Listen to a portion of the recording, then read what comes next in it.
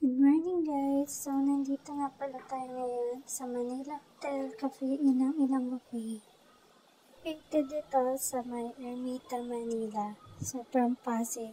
Pinuntahan namin to 2 hours from Pasig. So, nagpa-book kami dito for reservation kasi mas maganda pag reservation yung gagawin mo. Hindi ka mag-walk-in kasi if ever mag-walk-in ka, mag-iintay ka pa. So, yan yung table namin. And, ito yung mga pagkain nila dito. Sobrang sasarap ng pagkain nila dito, guys. I swear. So, hindi ko rin siya mabibidyohan siguro lahat kasi nga gutom na rin ako. Gusto ko nang kumain. So, Friday nga pala to kasi every Friday 6 to 9 meron silang pa-seafood dito. So, yun yung target namin, yung may seafood. Medyo pricey nga lang siya kasi yung per each dito is nasa 4,250. Pero, yun nga, since sagot naman ni company, yun yung pa-Christmas gift sa amin.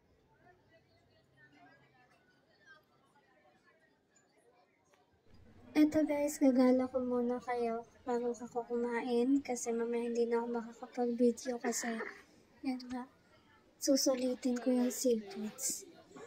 So, iba't ibang station yung pagkain nito. Ito, nandito tayo sa halal station. Ayan, all halal na pagkainan yan. So, yung kabila naman is pupuntahan natin kung ano yung mga nandun. So, ayan, marami din naka-reserve dito. Marami din mga tao dito. Pero, ayan, sulit naman. So, gabi na nga pala to guys. Mali ako ng greet sa inyo kanina kasi good morning yung sinabi ko. Dapat good evening pala. So, ito yung ibang dishes ng mga seafood. So, mamaya kukuha din ako dito. So, meron sila dyan. Yan yung tempura nila. So, masarap naman yung tempura nila pero ako mas gusto ko yung bagong luto. So, pwede ka naman magpaluto kung gusto mo. Pero ako kasi kumuha na lang din ako para matikman ko agad. Para makakuha agad ako ng iba. So, maganda din yung mga employee nila dito. Yung mga service crew nila kasi naka-uniform sila. And todo assist sila sa'yo. Yung tipong di mo na maglalagay ng tubig, sila na yung maglalagay once na naubos na.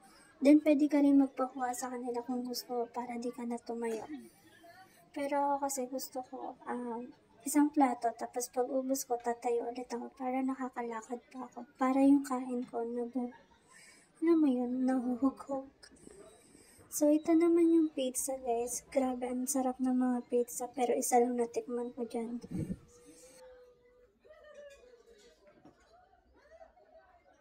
Kasi ang priority ko talaga is yung seafood. So, tumikim naman ako niyan, isa lang. So, yun na yan, tama na. So, ang dami pa nila dito guys, mga pizza bread, ayan. So, ako hindi ako masyadong kumuha niyan kasi ang kinuha ko talaga is yung hipon, katang, ayan, yan talaga yung target ko dyan. So, yan, libot ko lang kayo dyan. Marami din tao dito, guys. So, pwede ka magpa-reserve for 2, 3, 4, 5. Kasi kami reserve for 7 person. So, ito naman yung drinks nila. Meron sila ditong cafe. Pwede ka magpatimpla or pwede kang ikaw yung kumuha. So, ayan, kumuha ko ng juice. Ito ay apple juice. So, nakatatlong drinks ako dyan kanina. Apple, tapos yung guava, and then yung melon. So, itong area na to is dessert to. All dessert nandito na. Ayan, kumuha din ako nyan guys kasi mukhang masarap. And then, yan yung mga cakes. So, hindi ko rin masyadong target yan. So, maganda din guys. Meron siyang bibingka at puto bongbong. Sobrang sarap ng bibingka guys. As in. So, dito naman guys is yung salad area. So, hindi ako masyadong nakakuha yan. Ang kinuha ko lang is parang